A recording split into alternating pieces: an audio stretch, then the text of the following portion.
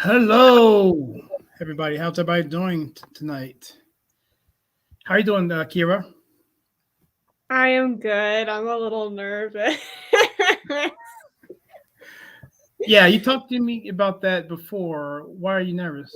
I did. Yeah, I'm very scared that I'm gonna get some not great people in the comments. I'm scared. But we should be fine. It's okay. Well, I'll be quick on the blocker. How about that? Cool. I appreciate that. Yeah, I'm getting feedbacks somehow, but I'm gonna have to deal with it. Whatever. So, everybody, how's everyone doing? This is the That Live Friday Night Show. I wish we were more consistent on that, but we really haven't been. I think Christmas happened, and I was in Florida. And by the way, Kyra, how was your Christmas? My Christmas was great. I got a Bible. I got some beautiful cross necklaces. You know, Christ is King, so you gotta have that in your life. I asked my parents because I my goal this year is to have um my goal this year is to build a stronger bond with Christ. And I asked my parents for a cross for Christmas.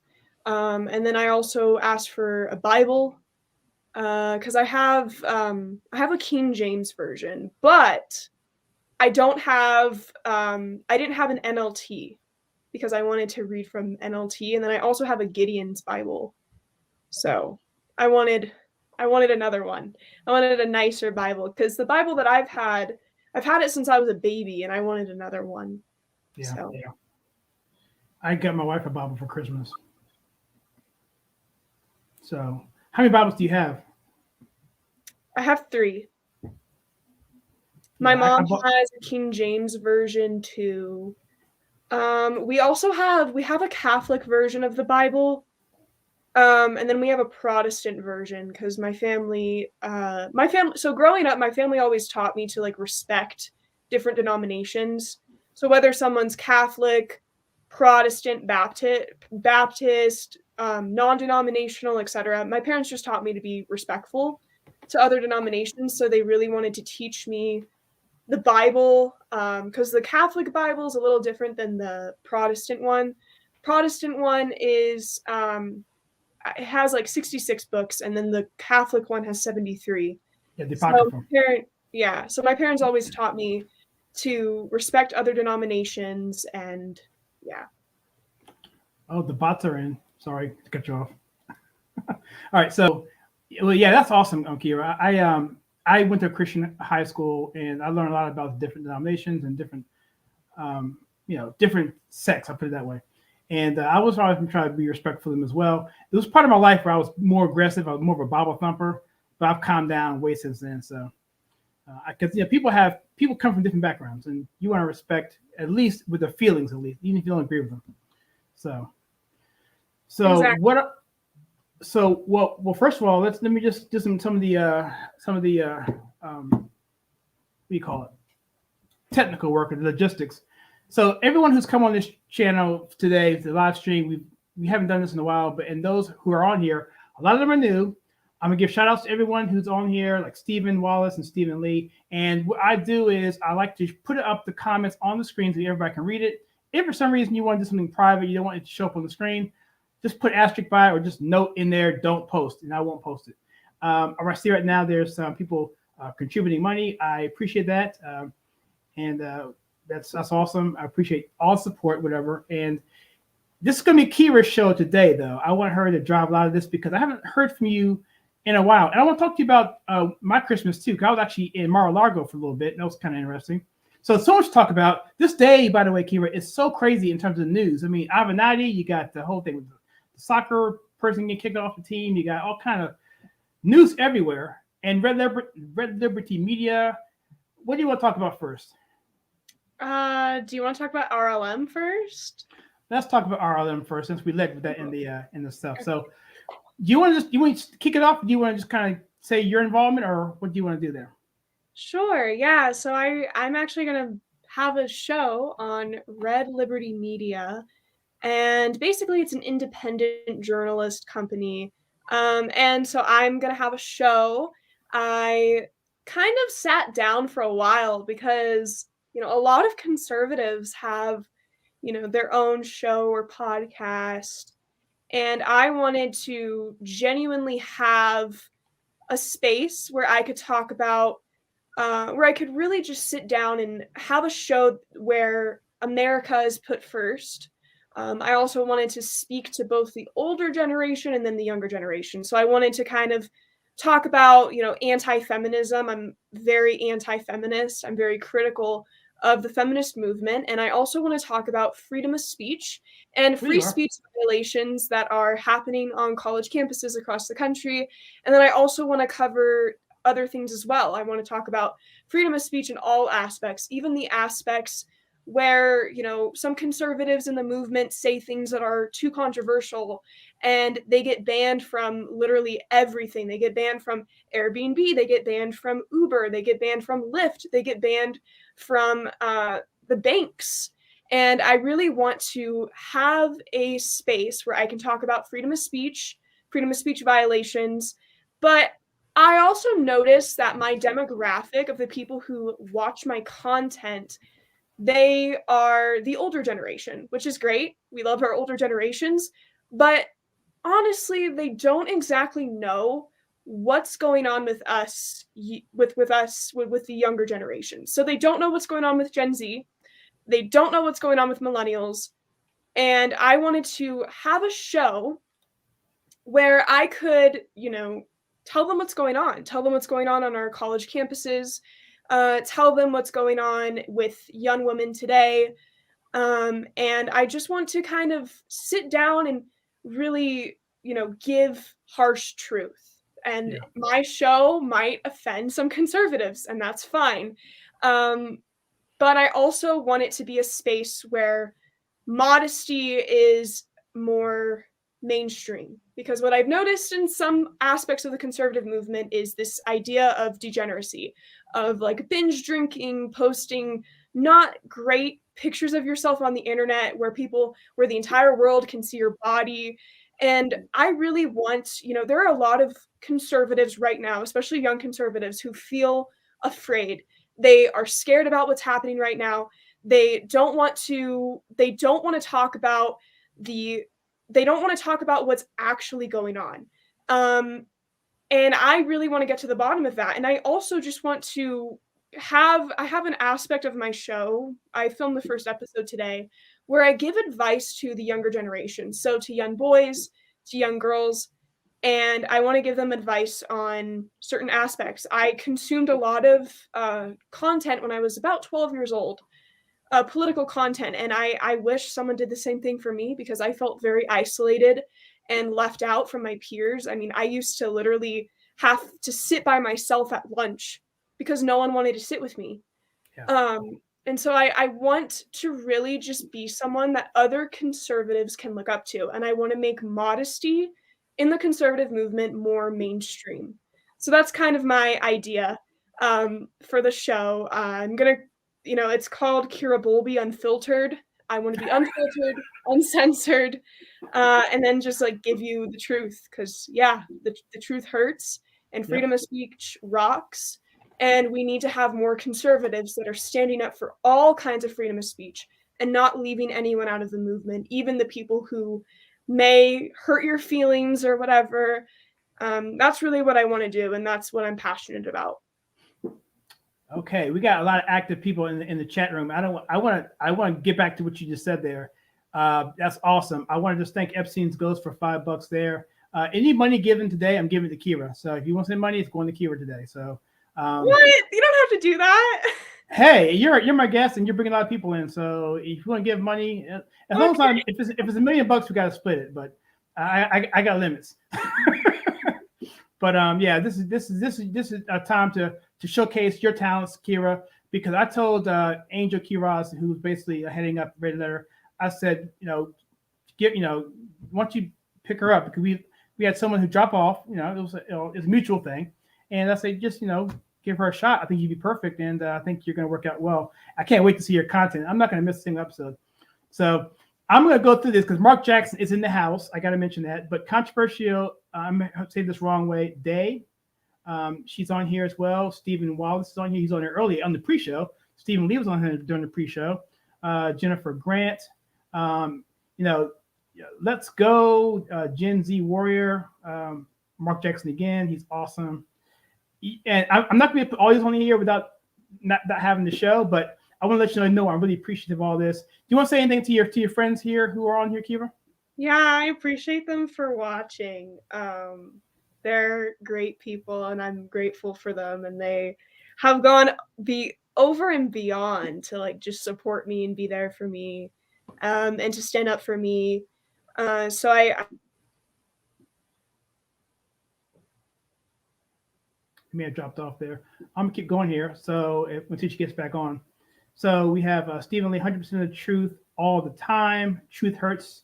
That's going to be Stephen Wallace. It's absolutely true. Are you back, Kyra? I'm back. China hacked us. Yeah. Oh, one more thing before I get into that. Just got a little break here. Last time we were on, a bunch of bots. I mean, for Russian. I mean, we don't know what they were. Russian. The words weren't English. So I don't know what it was. Could have been whatever. But so I'm gonna kill those people as quickly as possible. But and they do contain spam too. So, but anyway, continue what you're saying. I think you remember about the people, the guests, and people who are following. I just want to say I appreciate my friends. They're great people. They're based. We love them. They're legends. They're icons. I love them. I love them. What does based mean exactly? I'm an older guy. What does that mean? Based means like, wow, so smart. Like, okay, that's how I would describe based. Okay, cool. Okay, cool. So getting back to what you said about Red Liberty Media, I can't wait for your show. In fact, it's already. Did you upload it yet? Not yet. Okay. My dad's helping me edit it. So he literally just finished editing the first episode. So I hope it's good. I hope people like it. I'm gonna watch it after this, and I'm like very excited to see what happens. I did say a few things that might hurt some of the neocons a little bit, but it's all good. Yeah. By the way, how you doing, Mark? So because I'm part of it too, I can watch it early as well. So I'm gonna watch it tonight when it comes up. So yeah, don't hurt him too bad, Kyra. I'm just kidding. Hurt him bad. We need it. We need that sort of. And by the way, that modesty aspect of it is so good. So good. You can't do a search in Instagram or without seeing someone shaking their booty, man. It's like, I mean, I got a kid, man. I can't even. He like hangs with my wife, and they're on the bed watching whatever, some YouTube video or some game, whatever.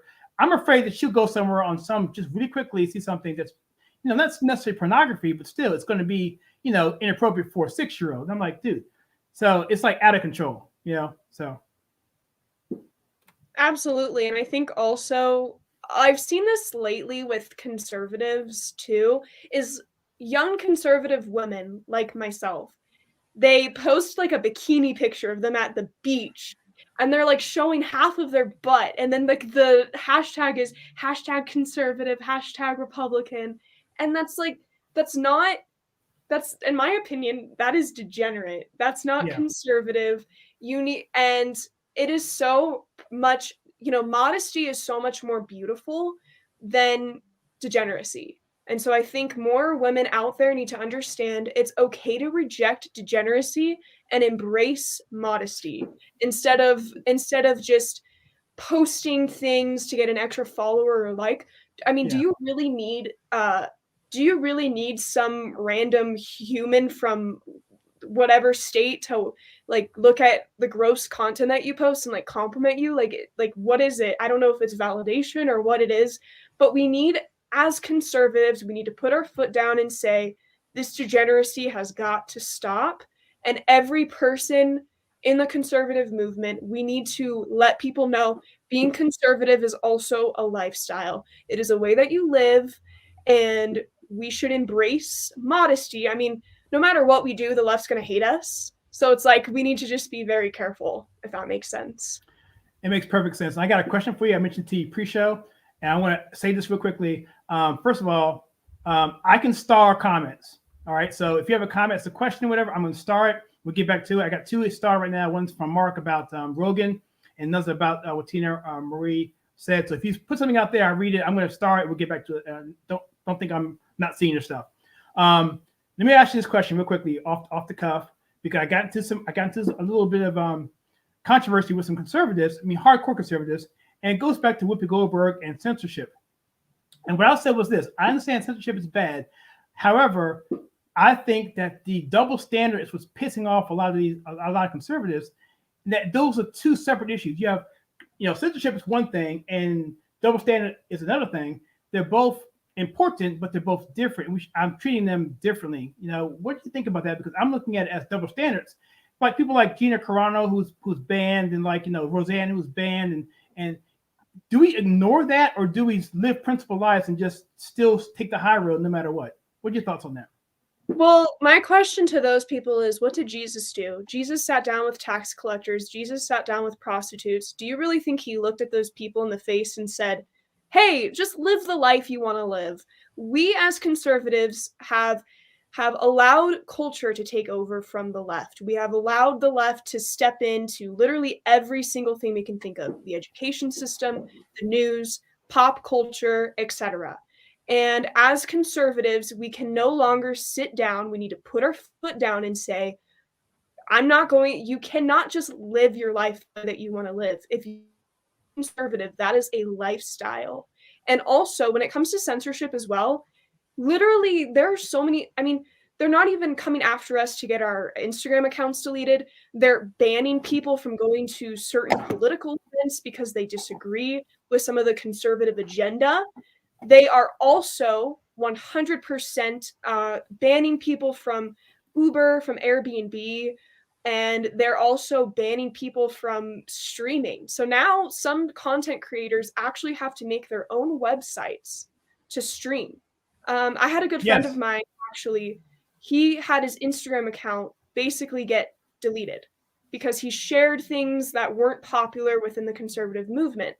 And I also had a situation where I asked a question about foreign aid, and people dogged me as a white supremacist, and people from a certain political organization that I'm not going to name, they reported my account and tried to get me banned because they thought I was submitting to white supremacy.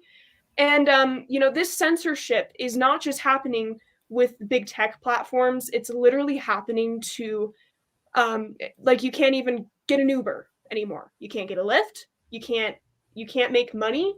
You can't go to the bank anymore. They don't even want you to go to the bank anymore if you are a conservative. They're also, some conservative organizations too are banning people from going into their events because they don't have popular viewpoints within the conservative movement. And this censorship isn't just, the left censoring us. It's conservatives basically censoring other conservatives as well. So I think, generally speaking, I don't agree with censorship. And I think people need to stand up for all aspects of freedom of speech, even the freedom of speech that may not benefit us as conservatives. But I think that's something people need to understand and take into account when it comes to censorship. You can't, just because your feelings get hurt by someone doesn't mean you should ban them or ruin their lives or make it so that they can't have money. Yeah, it's ridiculous. It's like Jennifer here says that she got banned at 1,000. I guess I'm guessing that's subscribers. And you have Gina Carano. I mentioned that before.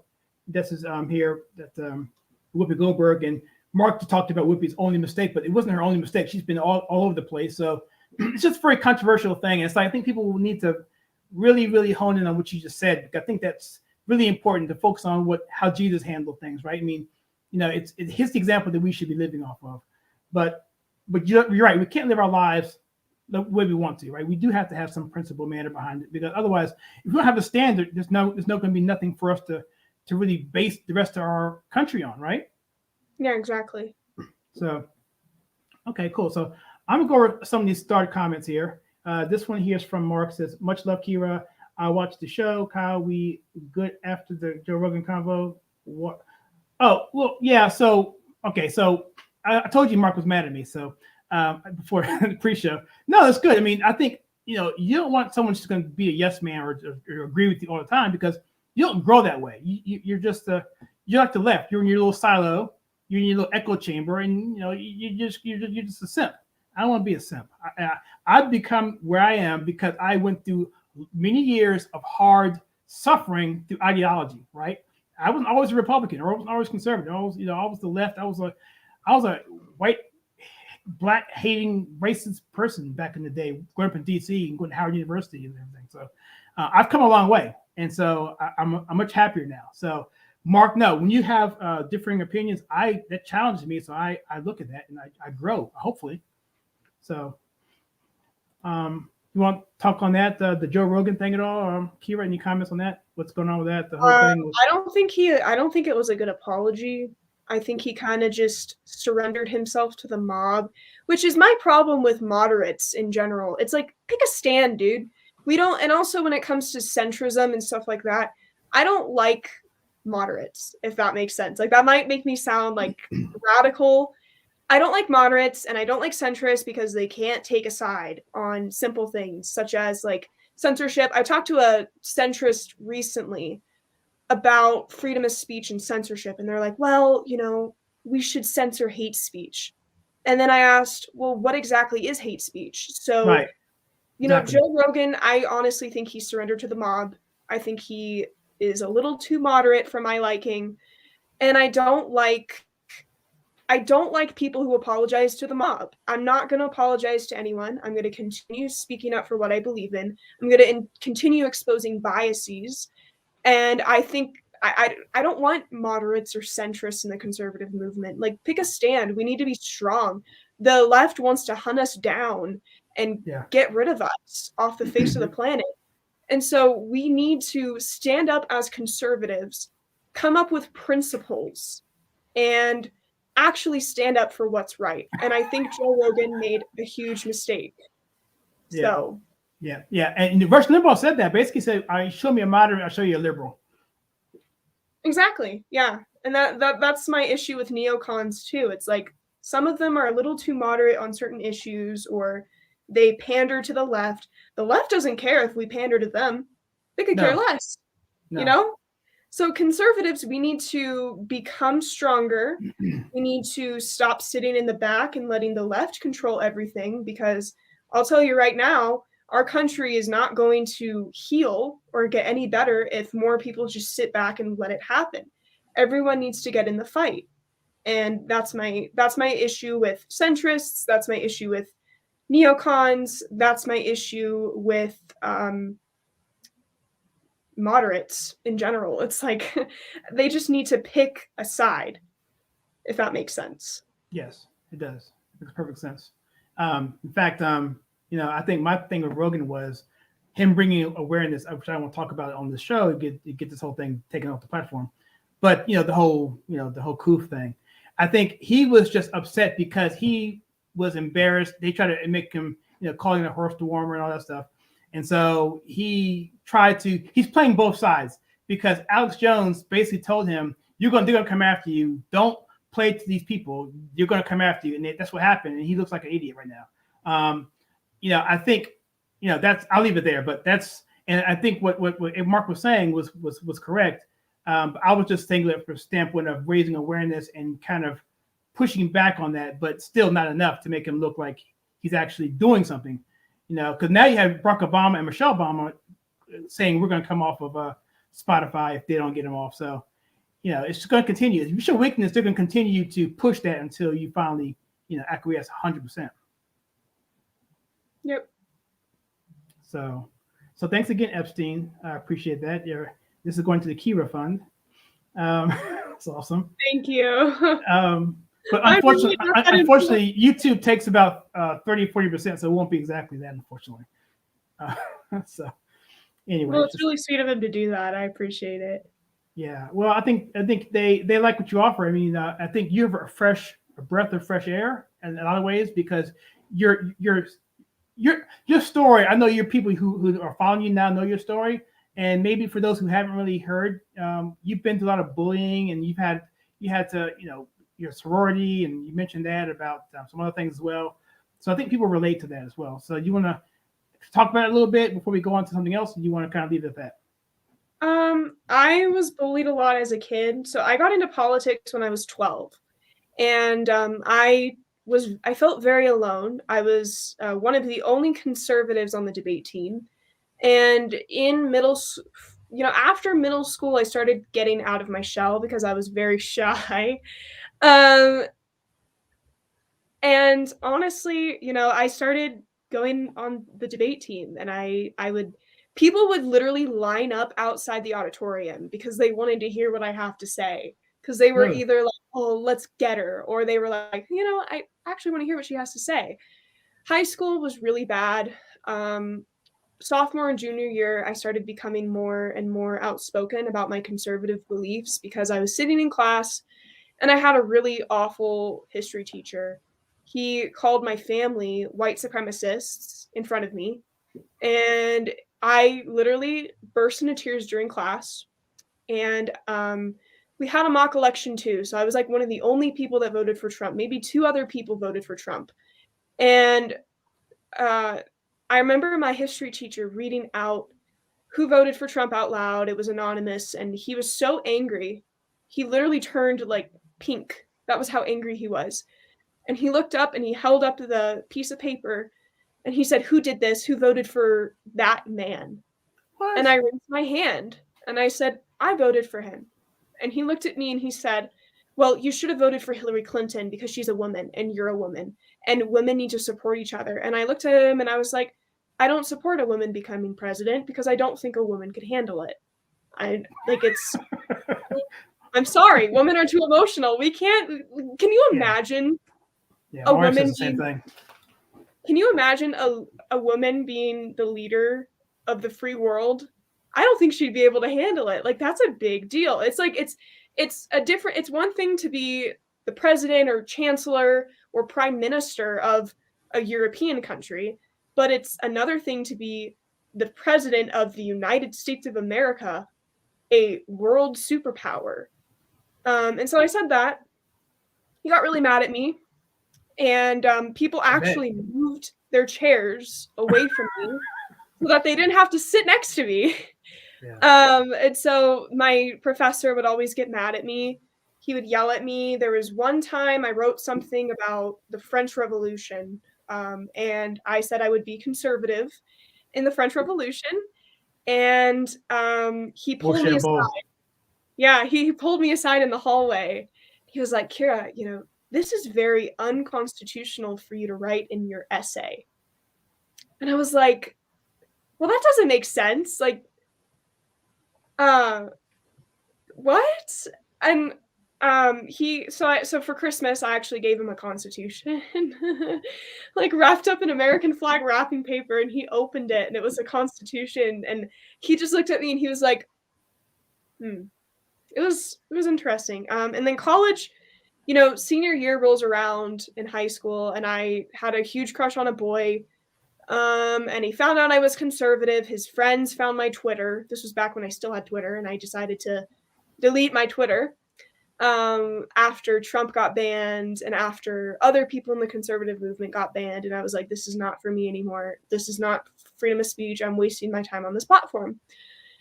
They found my Twitter, and basically they pressured this boy into not hanging out with me. And he did not want to be seen with me in public because I was a conservative, and he was afraid to be seen with me. And then basically college rolls around, and I am the monster. I'm like the evil right-wing kook according to these people. And this was when I had pretty moderate conservative viewpoints, so I was moderate. And so I had one guy was wearing a communist sickle t-shirt, and he walked past us, and he like followed me back to my dorm, and there was like some random person who like tried jiggling on my dorm doorknob, and I don't think he was coming in trying to break in to say hi at like 11:30 at night or 3:00 in the afternoon. I think he had other plans in mind. So I actually had to call the campus security, and they had to inspect the building. and it was really scary. It was terrifying. There were certain incidents where, you know, you see videos of conservative students getting mobbed on college campuses, and that happened to me multiple times.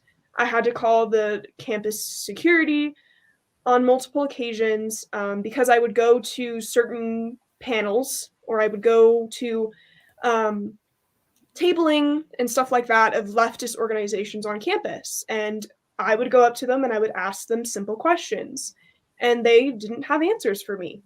And yeah, and then I went through Rush, tried to join a sorority, and they basically canceled me, called me a white supremacist. I got pulled into a disciplinary action committee meeting with the sorority chapter president and the president of the standards board, which is the disciplinary committee meeting. I didn't know that, you know, freedom of speech was disciplinary, but I guess it is in the case of being conservative.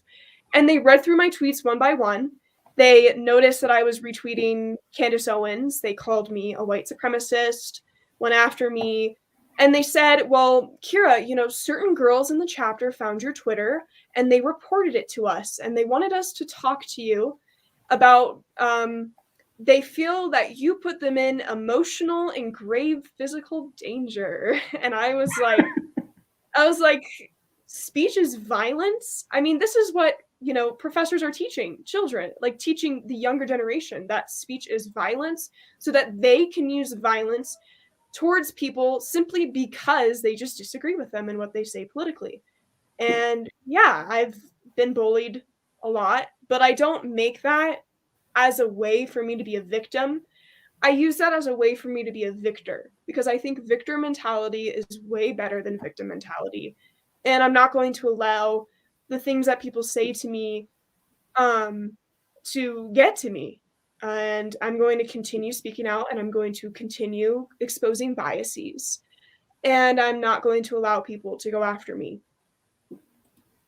Yeah, it's fantastic. Yeah, a lot of good comments here. I'm gonna go through some of these starter comments here. Um, so I gotta talk about this one here. So Stephen here says that he debated a communist and destroyed him with facts. I really want to keep that pin. I can't talk about it here because he's not on, but I want to find out more about that one, because to find a communist who even want to debate you, that's really interesting. I'm actually I debated a communist too. Did you really? Fun times. I did, yeah. I won. How did it end? How did it end? Well, they basically told me that I was a danger to society and that I should be locked up. So I guess I'm doing something right. So the gulag, basically, right? Yeah. They're such great people, communists. Well, I'm gonna make a soft announcement now. First time you've heard it, first time I've even told anybody about this other than my wife. So there's a channel out in Europe called The Right Show. He's a 16-year-old kid from the UK, and we've been talking, and we're gonna bring him on to do some joint partnering. I'm interviewing him tomorrow at 7:00 in the morning because it's his time, 12:00 over there. So this guy's brilliant. I mean, first of all, his accent is amazing. I was like, dude, just read the phone book. I'm on, right? So, but he's 16 years old, and the stories are incredible. We got to get him on here to have us three talk, because you're older than he is, but I mean, he's in school. He's like, you know, and it's just crazy what he goes through, and he's just as bold as you are. And it's like, dude, you're gonna get like, you know, you need to chill, man, for real. You have to be. But he's skin. You have to, or else you're gonna crumble. And you know, I have moments where I have bad days, and people really get to me. I've been humiliated on Instagram many times, and I've been bullied by other conservatives too. So, you know, you have to be brave. You have to stand up for what you believe in. And I honestly, I can't just sit back and watch my country fall apart. I have to get involved, and I have to do something. And if people are going to hate on me for doing that, then I guess I'm doing something right, because I'd rather fight for my country than sit back and let it disappear and be nameless to future generations. So yeah, it's time to fight like hell for American values, and it's time for us to be America first. You know, it's interesting. About every 80 years or so, this country has gotten to a situation where it's like, if this doesn't turn, we're gonna go under.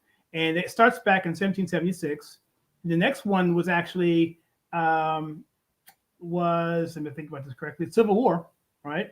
In the Civil War, then the World War II, because that could have gone bad, and now here we are about 80 years later. And so it's like every 80 or so years, we got some stuff that's about to go down, and every generation has to pick up that mantle and kind of like take it and run with it. And I think I'm encouraged by your generation, because you hear people crack on, every generation cracks on everybody, the baby boomers, whatever. Everybody but the greatest generation gets cracked on, right? So, but I like to see you guys step up and do it. I'm trying my best, but we're in it together, because I don't want to look at my grandkids or my kids for that matter and say, "Hey, what'd you do, Pop? I was watching. I did nothing." No. So, yeah, that's really, really important. So we had Angel on here. I mentioned him earlier. Let's talk a little bit more about Red Liberty Media. So right now we have a bunch of contributors, and it's not just video content people. We have people who are doing articles, who are doing shorts.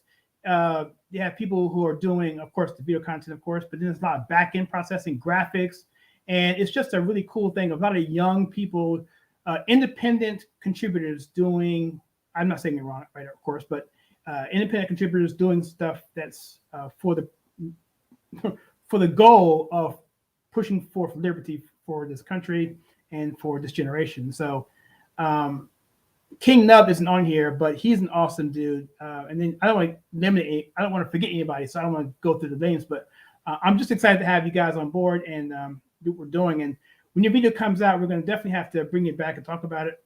So about your particular show, it's called Unfiltered. Is it going to be geared towards anything specifically, feminism, or just what you feel like topical based on a hard-hitting type approach? So I want my show to focus on freedom of speech, on free speech violations, primarily happening on college campuses across this country. Our college campuses have become worse. There's this cancel culture that's being inflicted upon our youth, where we're simply teaching younger generations to believe that speech is violence so that they can do violent means simply because they disagree with another student. And a lot of people from the older generation don't get it. They think, oh, well, some people in general, some people in general are, they don't understand what's really going on. And right. I think more people should understand what's happening. And I don't think people should be afraid to speak up. And I want to focus on free speech. And I also want to focus on anti-feminism as well. So. Zoomer conservatives, what is that? Oh, Zoom, of course, duh. So that generation of Zoomers who basically during the this whole past 2 years, is that what that's what that's about? Zoomers are brave. I've never heard that term. That's awesome. What else we got here? Let me see. There's so much going on here. This is the most active we've had in this channel for a long time, probably going back to the live streams with Trump. Let me see. White supremacy equals retweeting Candace Owens, obviously. Oh, here we go. This one I'm going to show. This one here. Public schools have brainwashed millennials and Gen Z. So I don't know if you know Callie Fontanilla. She's a friend of mine. She's down in Florida. She was like Laura Ingraham yesterday, and she was on Newsmax today. Or she's been on Newsmax tomorrow. I interviewed her this morning. I had that coming out tomorrow, but she's focused on CRT 1619 and what's going on in the school systems and how they're really trying to not only eliminate everything, but replace it with some kind of warped sense of reality where white people are just evil and are just and black people are the ones who are the victims and are ultimately divine. That's really what they want to get at. The black people who are brown skinned are divine and the white skinned people are evil. That's the underlying focus of that. So what's your thoughts on that? And do you think that that's going to, because obviously we see teachers now, parents now are pulling the kids out of school. But what do you think the next 2 years or maybe a year from now is going to be when it comes to CRT and the brainwashing of our kids? Well, this has been happening for a very long time. And It's basically, for me, respectfully, I would probably homeschool my kids now because, when our younger generations, they're being taught, they're godless, basically, Yeah. where we generally believe that, where generally speaking, if you take God out of a society, everything else will fail. And when it comes to this brainwashing that's happening, it's already getting worse, and I think it's going to get more worse in general. So that's why we need to encourage people that if they actually want to go to college, they need to really check out the campus first before they put in all this tuition money, and they need to really sit down and look at they need to sit down in a class. You can go in a class and visit the campus and sit in on classes and see what they're teaching. You're allowed to do that. And also, I would encourage people to look up, to really just be careful about where you go to college. Yeah, I know. I went to Christian high school, and they wanted us to go to schools like Liberty or Messiah, these Christian colleges. But we never really we turned our nose up to it because we wanted to go to the bigger schools. I wanted to go to Miami. I wanted to go whatever. I ended up going to a public school in North Carolina. But at the end of the day, I realize now I probably would have been better and further ahead had I gone to a school with a little less social influence, because I wasted 2 years of my life being indoctrinated in some black mumble jumble crap of I'm telling you, man, these people in BLM, and I've seen these people, I've been around them for many, many years, and they are serious. They don't tell you how they really feel, but it's under the surface. And now we can see it coming over the surface, but it's been growing for the past 20 or 30 years. And now I could have avoided all that and been, doing something way more productive in my life instead of wasting my time in that crap. So what you just said there was fabulous advice. Audit some classes if you can. Visit the campus, interview people, interview students and teachers. And if you don't know what you want to do, go to a trade school for a year or two to figure out what you want to do. And if you want to go to college after that, then go for it. If not, maybe start your own business or do a trade. Yeah, or take a gap year. People don't talk about gap years enough. I'm taking a gap year. My gap year has basically turned into 2 years. Because this is what I'm passionate about. And I feel like a lot of people need to understand you don't need to go to college to be successful or smart. And also, you don't need to go to college to know that the country is falling apart. Right. You can just look that up yourself. So yeah, but is there a conservative college left? I don't actually, Liberty University's pretty conservative. They do have some pretty high connections to the establishment, unfortunately, which I don't like. What about Regent University? Is that's the one that I think I don't know a lot about Regent. I know Hillsdale College and stuff like that. Yeah. But I heard Hillsdale's campus is really boring. So that's what students have told me at events. So yeah. Where's that located? Hillsdale, I don't know. You'll have to look that up. Right here, Hillside. I think a Hillside from the Cosby shows. Colorado Christian University. Different world. Sorry. Colorado Christian University is a very conservative school. They have a MAGA hat in their office that says "Make campuses great again," I think. So it's a really good school. So I think more Christian schools or private schools are actually more, how do I say it? More conservative because they're Christian. Yeah. So yeah, I agree, Kyra. So Mark says here, I was in school in the 80s and 90s. Thank you, Mark, for mentioning that. What do you think of this? These people were out there, but there wasn't a name for them. That's true. They were just, we called them African heads. That's what I called them. That they were just, yo, man, Grand Nubian, man, so you're going to talk about you self-actualize with yourself, man, and just the white man. You can't do that. All that crap, man. It was like you had those people. You had the black intellectuals who were like the not necessarily humanists, but they were like trying to self-actualize in a way towards business. And you had the people who were like the Booker T. Washington types who were trying to do trades, and you had people who were like the Du Bois who were just the bourgeois people. So there's an amalgamation of various types of Black people during that diaspora. Now it just seems like it's all just like one type pigeonholed, hate whitey and just have at it. So I don't know. I mean, maybe I'm just not out of the game right now, but that's what I'm seeing right now. And it's really pathetic because people who are bringing up these narratives have no idea about history. They have no idea about, they talk about 1619 Project, but they talk about that, but they don't talk about the 1639 with Plymouth, where they basically said, look, if you have slavery, you're going to jail. If you enslave a person, then you can be killed. They had a strong standard of the Bible, and it was not about that. It was cohesive. They shunned all of that, but you never hear about that side of it as well. They always talk about 1619, even though that was nearly as bad as what you're trying to make it out to be. It had nothing to do with white supremacy. It had to do with surviving. And there are people who actually have that mentality. It's a detriment because it carries all into their lives, and it makes them feel like they're inferior to the core, and they have nowhere else to go intellectually. So they just lash out with anger. Yeah. Exactly. Yeah, different road. That's what it was. Yeah, thanks, Kyra. Yeah, it's hard when you're doing live because I got so much stuff going on here. I need a producer. Who can kind of push this stuff to me, whatever. But get an assistant. I do.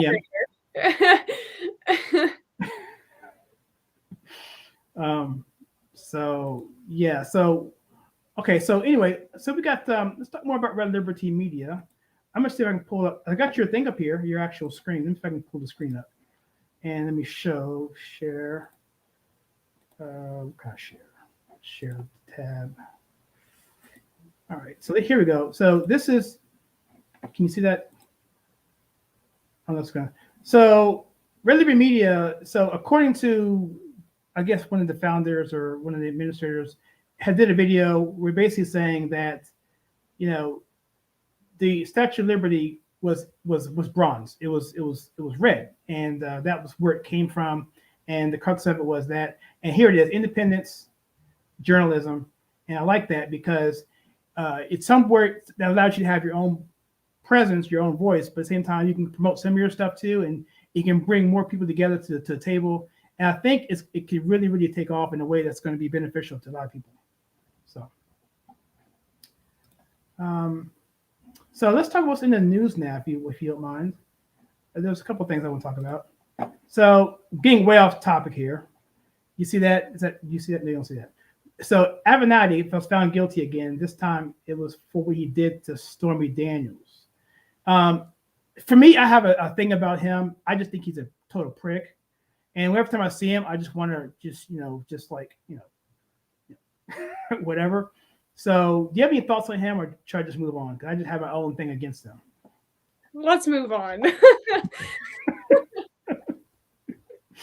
All right. How about dealing with Hunter's laptop? There's the repairman actually revealed what's actually on it, and maybe we should skip from that too. But it says here that shortly before closing time, Hunter Biden walked into a small computer repair shop. Well, we know about that, but basically, the laptop had what we know was confirmed, just a montage of horrors on it. And my question for you is, and to anyone on the group here, why is it that he can have all this stuff out there, be totally not brought forth to the media, and yet we have conservatives who do a tenth of what he's done, and yet they have, they're acting like they're the worst thing ever. Why is it that everyone can be gaslit but conservatives in terms of fairness? I call this two things. I say double standards and also liberal privilege, because you can get away with anything with a D right next to your name. We also had Eric Swalwell, who was on a foreign policy commission in Congress, even though he slept with a Chinese spy. So basically, he was committing treason. Guess what we used to do to people who committed treason back then? We don't speak of them anymore because we don't know who they are because they're gone. And so there's this huge double standard Especially as well, you know, there are certain conservative creators or certain conservative commentators who can't even go into certain places or certain events because um, they're too controversial. So it's like conservatives, we're getting gaslit because we have an R right next to our names and because of indoctrination and brainwashing. So people are taught to believe Republican bad, Democrat good, and Democrats can get away with literally anything if they have a D next to their name. So I say liberal privilege, and also I would also say what am I would also say liberal privilege and double standards. Yeah, I agree there. Mark says here, my question on the laptop is why isn't all this dumped on the net or presented in court? Why don't we have a complete footage of January 6th while the left and right are taking are I'm sorry, are talking all about it, I guess. Well, I guess that goes to what you just said there, Kyra. I mean, it's the double standard and it's the gaslighting and it's also the lack of coverage. I mean, the Swalwell thing, I mean, crazy. The whole thing with the gambling, or gambling, but the investments for the congressman, like the Pelosi, and I think the person who had the Chinese driver. She's a senator. What's her name? Feinstein. She had a Chinese spy in her circle, and she also has other connections with other things. And there's nothing dealing with that. But then Richard Burr, who's a Republican, I mean, I'm not saying he was right, but they just threw the book at him. I'm like, come on, seriously? Are you? It's so infuriating, and it's like, and then I see conservative outlets out there that don't want to cover it, and it just really, really adds to my stress level. Yeah. And Ray Epps, oh my gosh, Ray Epps, oh my gosh, yes. I mean, come on, you know about him, right? Ray Epps, January 6th. This dude was out there on camera, literally, instigating. And, King Nub, who's a contributor to Red Letter Media, did a fantastic. If you haven't seen his video on January 6th, it's fantastic. He covered it in a way I hadn't seen ever. So, which is why I like what Red Liberty Media is doing, is giving their creators freedom to kind of broach those topics that aren't being covered anywhere else. So, I'm getting fired up. We don't have a MC. Here we go. This is Angel here says we don't have complete January 6th footage because the crooked PI literally went door to door confiscating footage. Oh, I didn't realize that. I did not know that. Wow. Were you aware of that, Kyra? Yeah, I had some of my friends had the FBI knock on their doors.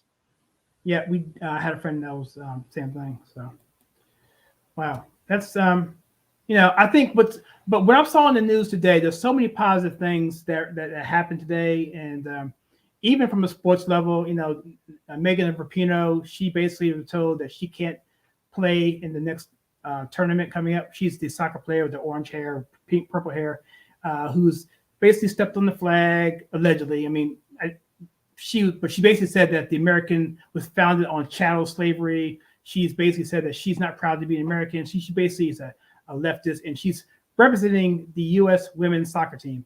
And I'm like, dude, are you serious? In the Olympics, so she won't be playing. So that was good news for me today. Of course, Avenatti was good news. But there's so much more. We take these small victories, and to me, it's almost like, at what point do we consider ourselves victorious? What would you think about that? Is it getting Congress? Is it getting the White House back? Is it what is it? What's victory for us? I think victory is standing up to rhinos, standing up to the establishment, and also I think it's getting people in Congress and the Senate who are actually genuinely going to put our country first.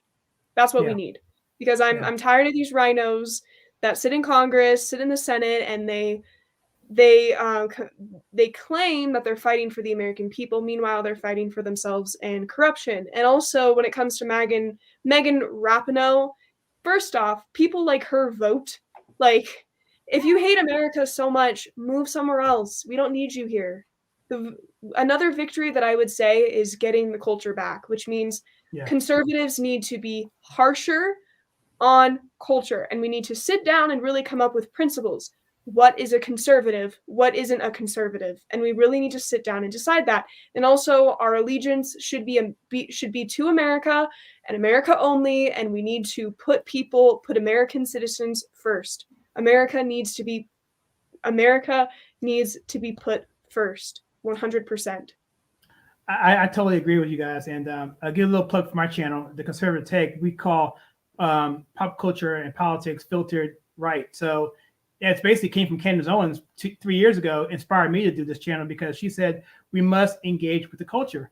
And so that's what I'm trying to do and try to do. So I try to get wonky sometimes in other videos. I try and get stuff that I like to do, but I try to keep it focused on the politics because the culture of the politics, because it is so important, because that drives so much, right?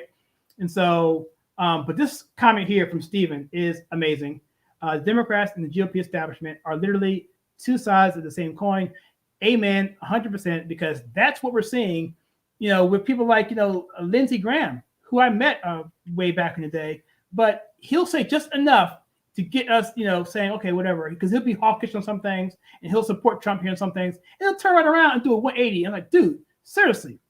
I'm like, come on. I mean, I was like, come on, man. So, but those people like that got to go. They got to go. Yeah. And the good thing about this particular election cycle, everything being equal, of course, is that we can really take this thing big time. I mean, the metrics are looking really, really positive, and we can take down about maybe 4 or 5 rhinos. Clearly, I did a video on that about a month and a half ago, 2 months ago, about that. But yeah, it can be really promising, but I'm worried about, COOF version 2.0, whatever, or lockdowns. But with the midterm, it's still going to be very difficult to do things that are, I can't say, because of the nature of a midterm, right? It's every seat, and it's very difficult because it's ballot all the way down to the precinct level, where they can't just do a top line ballot of the president and leave it blank, because it leaves it, the transparency is a lot harder to do when you have a midterm. So we shall see. What's your thoughts on the election coming up? Do you see, what do you see it being, a major red wave? Do you see it being a minor red wave? Yeah, I hope we elect more. I hope we elect more America First nationalists. And I hope the conservative movement steers away from saying that nationalism is a racist belief, because nationalism isn't racist. Nationalism is pride in your country and putting your country first. So we 100% need more people in the Senate and the House who are going to put America first and who are going to stand up for American citizens.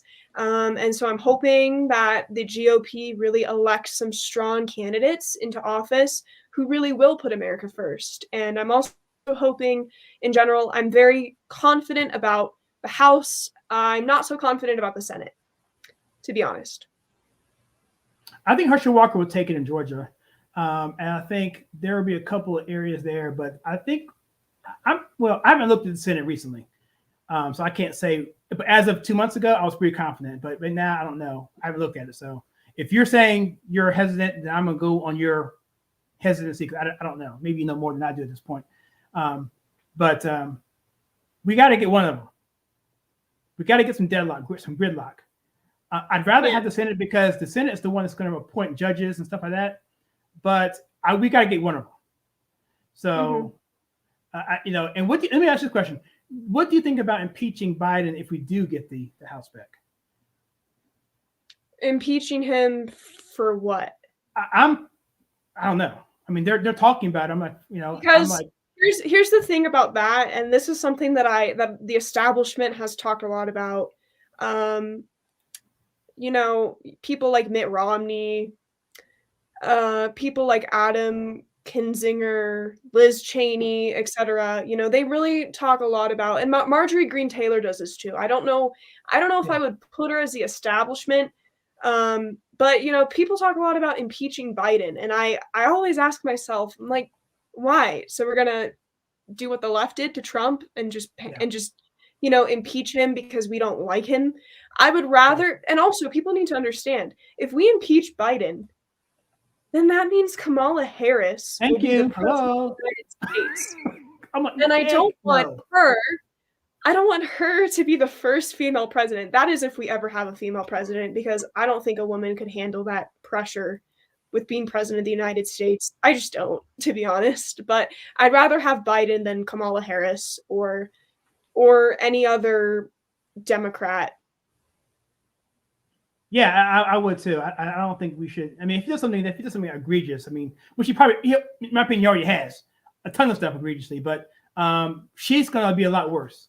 And then you have a situation where what happened with Clinton, right? So when Clinton was impeached, whatever, the Republicans, in my opinion, they kind of pushed it a little further than they should have, and then that led the cycle of partisanship. In my opinion, I lived through that, the whole Monica Lewinsky thing, and so they got on Bush, and probably for good reasons, I don't know, but you got that back and forth every cycle, every whatever, and then that became where we are now. When Trump hit the scene, it was like on crack, right? I mean, it became ridiculous because Trump, not only was he not an establishment, he didn't care, and that really scared the living crap out of them.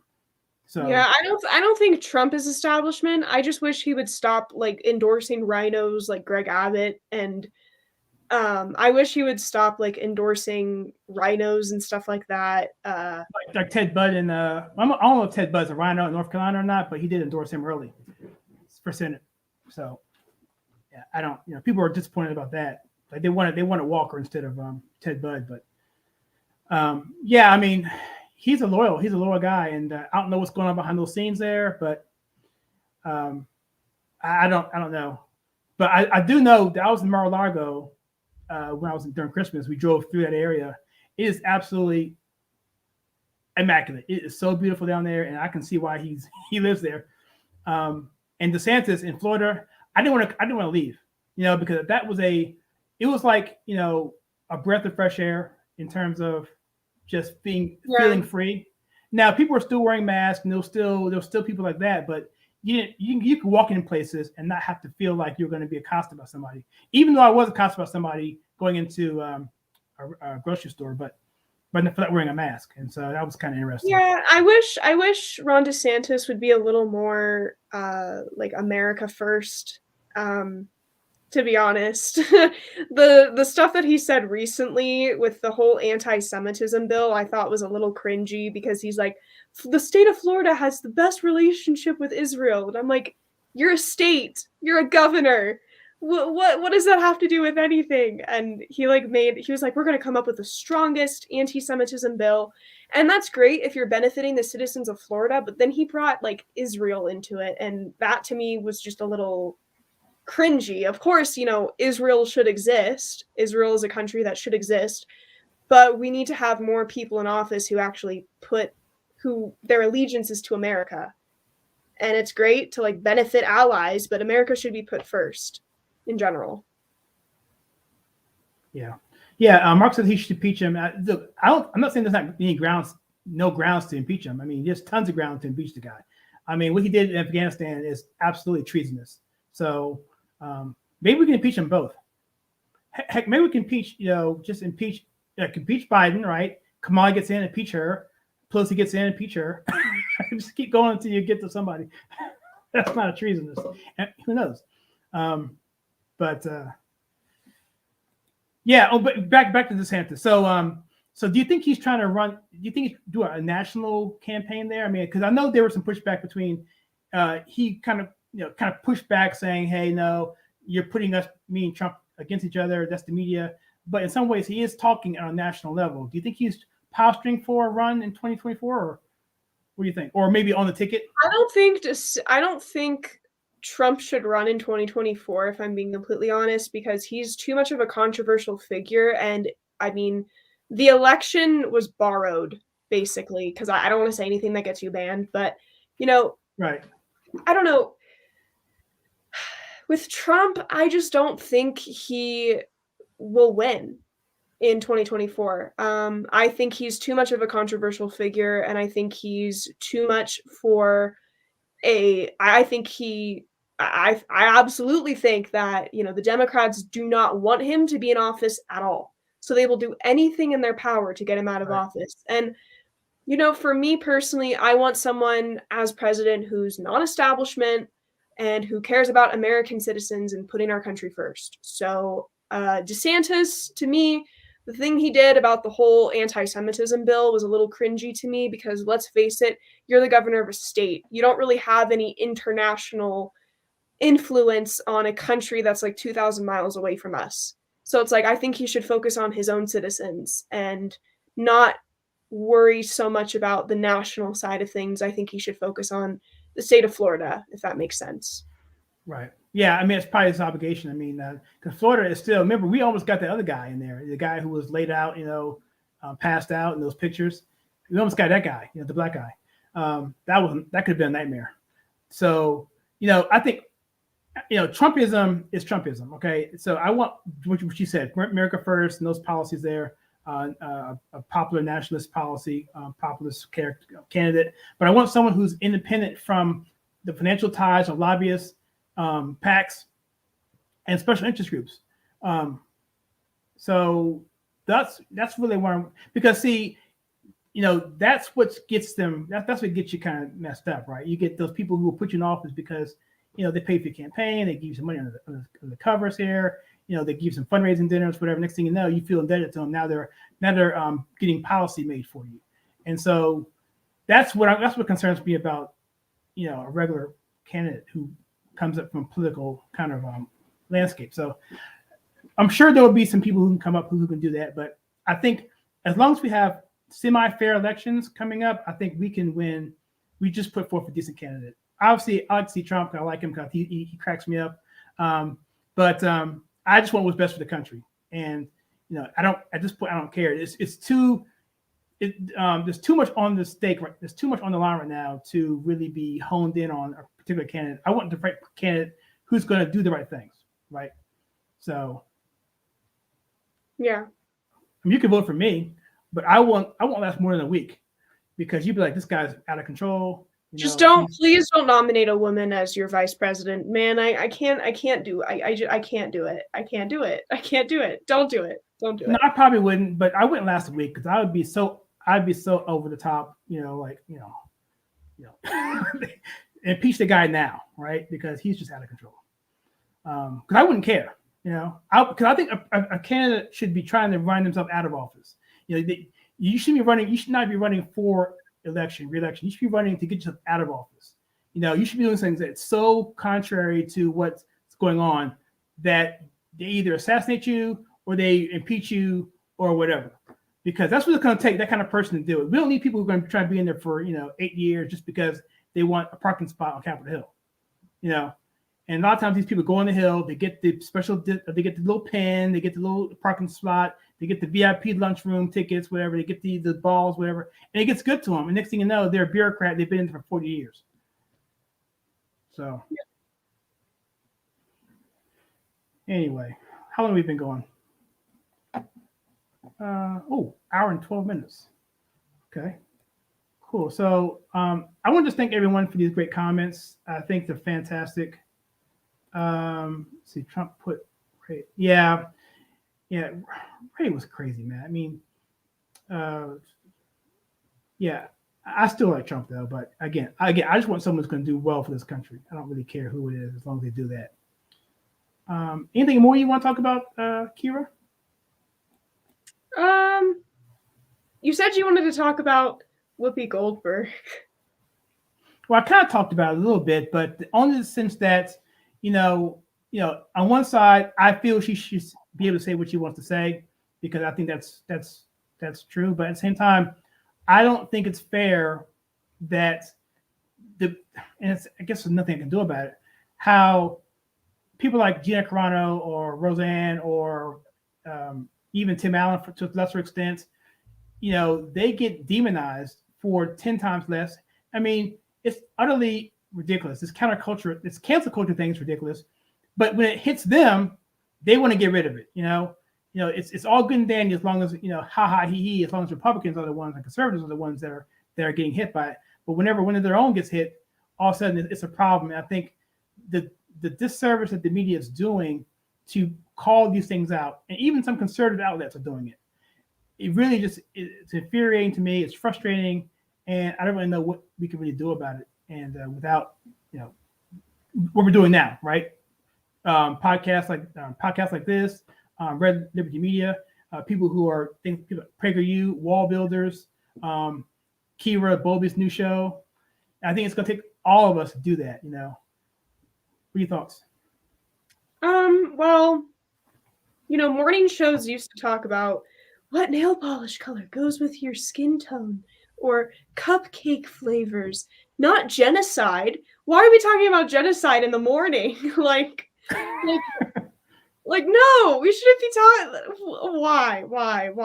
Why are we talking about the Holocaust in the morning? No, morning shows like The View should wake people up and get them ready and going for their day, not talk about genocide. That's a little much. You raise a good point there, though. You raise a good point because, some of that stuff is a little bit heavy in the morning. I think a lot of it is designed to keep us in a state of, I don't know, anger, frustration. And I do things on this channel just because I'm trying to research stuff, but it's hard to find pockets that I can actually, relax and kind of be, just enjoy life. I see a person post something on Facebook about the NFL or something like their, a puppy or a kitten or a wedding. I'm like, oh man, that's not worth anything. It's like, that's not important because what's important is getting this country back. But really, that is important. Babies are important. Weddings are important. Having fun. Doing your garden, tilling your garden. That stuff's important because that's what life is. That's what freedom's about. And it's not freedom. Isn't me being having conniptions every morning because I'm dealing with like a policy that I saw come across a Senate bill. It should be things like what you just said. Yeah. So let me see what Mark Jackson has to say. Lots of people I've seen here don't want a woman present. I'd like to throw a name. Do you know that person? Christy Noah? No. Oh yeah. Yes. I know she. Please no. She's too establishment. Absolutely not. I would not support Christy Noah. I don't think I'd support any woman running for president except for maybe Michelle Malkin. She would be great. She ran back in, I think with, she. You know who Michelle Malkin is? I know she is. Yeah, I'm old enough to remember. An icon. I love her. Yeah, she's good. Is she the one from South Dakota? Noam? Yeah, she is. Okay. Tucker doesn't like her very much. Neither do I. Yeah, I'm not really into policy that much anymore. I used to really be into policy and those sorts of things, but I'm more into pop culture stuff now because I'm missing a lot of the bills that are coming up and all the hearings and stuff like that, which are BS, by the way. Most of them are Democrat run because they're the ones that control the hearings because they run the House. But I'm looking forward to us getting the House back and having real hearings, like on kind of budgets and stuff that actually matters, not witch hunts and stuff just so they can posture, so they can keep the people's public mind away from how badly they're doing. That's all it really is. Yeah, exactly. Christy Noam's a little too establishment for me. Yeah, I'm kind of disappointed with the GOP chair too. I forget her name, but she is really disappointing. Yeah, she's too soft. Yeah, she didn't do anything about the election at all. And I know people, it's a sore thumb, it's a sore thing in many people's eyes. But at the same time, without fair elections, what's the point? And I'll say this right now, I was in a state of depression. I didn't think I was at the time. I thought I was doing well. But looking back on it now, I was definitely going through a depression. I absolutely was. And I think I've come out of it. Who knows? But people being disenfranchised, not wanting to vote, that's exactly, you're playing right into the hands of the enemy at that point. Yeah, exactly. I don't know. We had the House and the Senate in Republican control during the Trump administration, and we did literally nothing. Nothing. We mostly just talked about tax cuts, which if one more conservative talks about the Bush tax cuts, the Obama tax cuts, or the Trump tax cuts, I'm going to scream, okay? There are more important things that we need to talk about as conservatives, like social issues, for example, than tax cuts. Like, we could have done so much. We could have We could have genuinely trumped down on big tech. We could have done something about big tech. We could have rearranged Section 230. We also, well, what else is it? What's Another 230? thing that we could have done is really stand up for freedom of speech as well. And we did absolutely nothing. We mostly just focused on economic policy when we had control of the House and the Senate. And Section 230 is basically has to do with like big tech and freedom of speech online. So, yeah. I'll tell you one thing about Candace Owens. I would, if she was ever president, she probably would be a good president. She might be. I would just be like so giddy because her first press conference, I'd be like, oh yeah. I would be like, oh my gosh. I'm in it for, well, I love Candace Owens. I can't. I don't. What do you think about the comment here? I don't get controversial on the channel, but just to get your thoughts here. I know you're. We had a big discussion on Israel and that whole thing. I know where you stand on that, but I don't know what that means. Israel first people. What does that mean? People who put. I know what that means. But go ahead. Yeah, you talk about it. Sorry, I'm sorry. Shut up. Go ahead.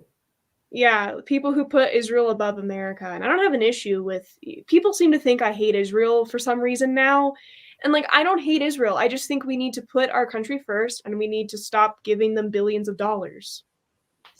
That's my point of view on it. And that, I don't think that's anti-Semitic. I mean, a lot of Jewish people, genuinely agree with me because I had kind of a awakening about certain things. I was like researching a lot of stuff and I don't hate Israel, but I wouldn't necessarily say that, I don't think we should put a foreign nation that's 2,000 miles away from us above America. I think we should put our own American citizens first.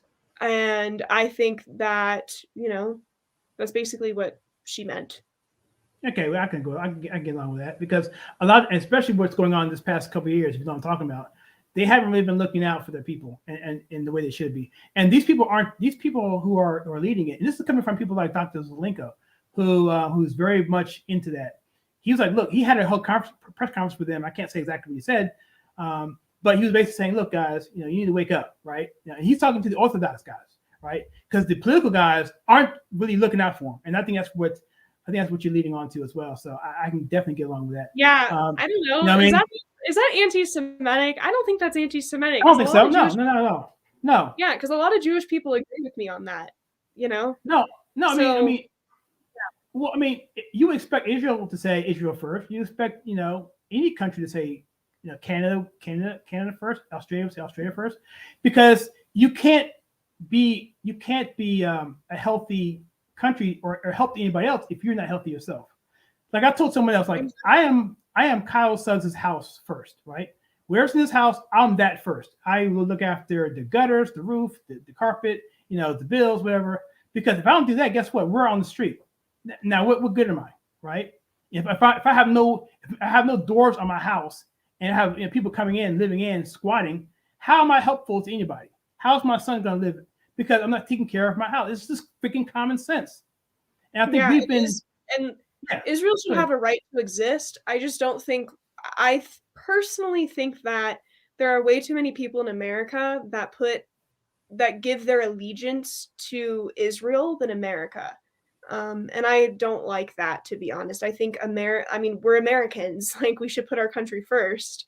So I don't really know why that's like offensive. I hope that's not like anti-Semitic or offensive, but it's just a viewpoint that I've had. And also like I've talked to a lot of Jewish people about it and they don't have an issue with me saying that, but for some reason some conservatives do. So well, look at it this way. What good would America be to Israel if America goes down? Yeah, exactly. What will we be to the rest of the world if America goes down? Yeah, I picked him up because we talked about So that's really it. Again, the wording, the terminology, the nationalism, and how it's been spun around to be looking like it's bad. When, like I said before, off camera, where Gandhi is a nationalist, so was Martin Luther King Jr. Many people were nationalists. Lincoln was a nationalist. So it's not a bad term. It's just it's misrepresented just like every other thing, but the left tries to do because they know they're going to lose that argument if it's defined in the proper fashion. Yeah, exactly. All right, I'm gonna cut this short unless you want to really keep going. I don't mind. But this has really been really good. I mean, I really enjoyed the people that came on. The Stephen Lee and the other, spelled differently. He was phenomenal. All of them are phenomenal. All the comments. So I'm gonna try and go through here and kind of give some credit here to everyone here. Jennifer, thank you for coming on. Mark, as always. Stephen Lee, that's his name. Stephen Wallace, 018. Of course, thanks so much for the money that's going to Kyra's fund. That's going to be, I think that was all done by one person. Thank you for that. Let's see, mostly, let me see who else we have here. Yeah, I lost most of them, unfortunately. It deleted them all. But okay, yeah, it won't save all of them, so unfortunately. So anyway, so you want to just let everyone know, Kyra, if you don't have anything else you want to say, how people can get a hold of you, how they can contact you, how they can give you money? Sure. So my Instagram is at real Kyra Bowlby. I didn't like having 2 accounts, so I deleted my other one. I noticed that, yeah. I just didn't like it. Like, it was so much work having 2 accounts, so I deleted one of them. And so you can follow me on Instagram. My Instagram is at real Kyra Bowlby. You can follow me on Telegram. My Telegram is at Kyra Marion Carol Bowlby. Don't use Getter, use Gab. My Gab is at Kyra Bowlby. And also you can add my YouTube channel is at Kyra Bowlby. And you can follow me on Facebook. I post a lot on there. We have 1.8K on Facebook, which is very exciting. So my Facebook is Kyra Marion Carol Bowlby. And yeah, we need to have more outlets like Gab. That's my personal opinion. So I like Gab a lot, actually. I get the newsletters, and the president is a devout Christian. He's not apologetic, not ashamed of it. And he's got, you're doing a lot of stuff on the back end and the backbone with like payments that they're working on. And they're really building an infrastructure over there. And it's really, I don't have much there because I like to do my stuff automated. Don't have any tie-ins yet. But once they get that set up, I'm going to do automatic all the way. But I may start, because I'm not really a big fan of Getter, only not because of into the back end stuff, which may be a problem, but I'm not getting any engagement in Getter. Hardly at all. So yeah, Getter's just kind of boring. I don't like Getter. Getter's boring, and the CEO of Getter is a anti-free speech, not a great guy. So we don't support Getter. We love Gab. Yeah. Cool. All right. Well, I'll give you the last word. That's your last word. That's going to be it, and I'll just close out. So you want to say anything to the people who came on here to basically bum rush the show to support you? I think it's awesome. They're very passionate people. I love my friends. My friends are great, and I appreciate them for coming on. One person in particular is doing an all-nighter to watch me, which means a lot to me.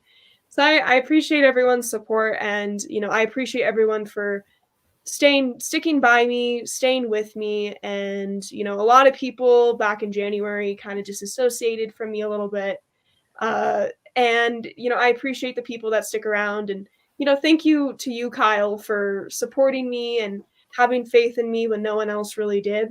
And I really appreciate you, and I appreciate all your followers. Your subscribers have been so supportive and kind. And when some of my viewpoints kind of changed a little bit, well, a lot, they were very supportive and kind and respectful and didn't call me names or resort to leftist talking points. So it was really nice. It's really nice having supporters and people that I can not only call my friends, but my family. So that was very well said. I can't top that at all. But I will say this, Kyra, and when I first saw your video, I think however long it was, I don't know. I'm gonna give myself a plug. I think I got a knack for things. I mean, Angel Kiraz, Keisha King, she's a national figure now. Kylie Fornella, she's a national figure now. you will be a national figure if you want to be. I hope so. That would be cool. Conservative guy interviewed him. He got on Brandon Tatum, and he grew up to like 3,000 subscribers. So I mean, I don't know. I pray that God can use me. You know, I don't really care how it is. So I'm just glad that I can be a vehicle in that realm. I give him the praise and the glory for that. And so, and the people who are on this channel, I want to grow this channel with the community, to grow people who actually like each other and hang out with each other, and let it go from there. So yeah, so I'm very honored to be part of all this. And I got 2 more comments, and then I'm gonna close it out. Just to make sure I don't forget anybody. Stephen Lee, you're freaking awesome, man. You and they're so smart. So smart. Steven is my best friend. He is a very smart guy, nationalist, based, love him. He's amazing. And he stands up for himself. He's great. He stood up for me, and he's just awesome. Yeah. I love him. And also Jenny is like my best friend too. I love Jenny. Is it Jennifer right here? Yeah, I love her. She's one of my best friends. She supports me. She's amazing. I love her. I love everyone that came on tonight. I'm gonna go follow all your friends. I'm gonna go follow them just because, you know, so I won't lose track of them. So go follow them. Yes. Yeah. They're great people. Cool. All right. Well, cool. So thank you, Ms. Kyra Volby. Thank you so much. I'm looking forward to your video coming up on Red Liberty Media.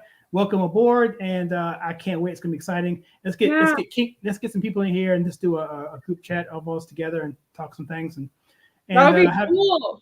And not, you know, show the left how conservatives can disagree and still, you know, and still, you know, be friends. You know, and still that's what it's all about, right? Because I'll tell you one thing: Thomas Paine didn't get along with anybody, right? You know, but they still respected him, and they still got along. Eventually, it came down to it. Compromise was a big deal back then as well. Anyway, I'm getting off a tangent.